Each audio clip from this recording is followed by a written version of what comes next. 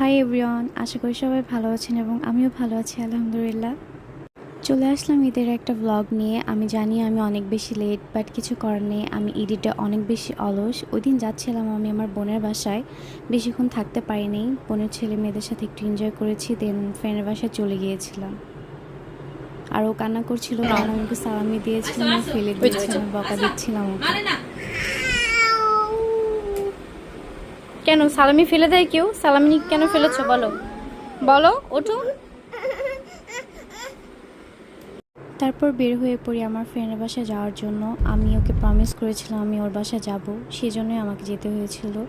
আর ওদের বাসায় যেতে আমার খুবই ভালো লাগে, ওরা অনেক খুশি হয়েছিল আমি যাওয়ার পর। আর আন্টি অনেক খুশি হয়েছে, আন্টিকে আমার খুবই বেশি ভালো লাগে, ওদের সাথে আমার এত ভালো বন্ডিং।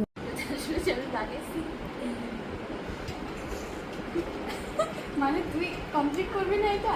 দোস্ত নেল পালিশ লাগানো এই জন্য উঠতেছে না। আমাদের যে নর্মাল যে স্কিন না, এই যে এটাতে তো পিছলা পিছলা হয়, সেই জন্য তো রাটা উঠে গেল। তারপর আমরা একটু টাইম স্পেন্ড করছিলাম, ভিডিও করছিলাম, মেয়ে মানুষের যেটা কাজ। ওর বোন আমরা বসে অনেকক্ষণ এনজয় করেছি, কথা বলেছি।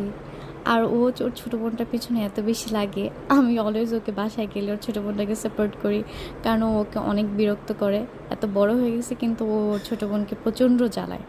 আমাদের সম্পর্ক 3 বছর হয়েছে, কিন্তু কখনো ঈদে আমরা দেখা করিনি। এটাই ছিল ফার্স্ট টাইম আমাদের বাসায় গিয়েছিলাম।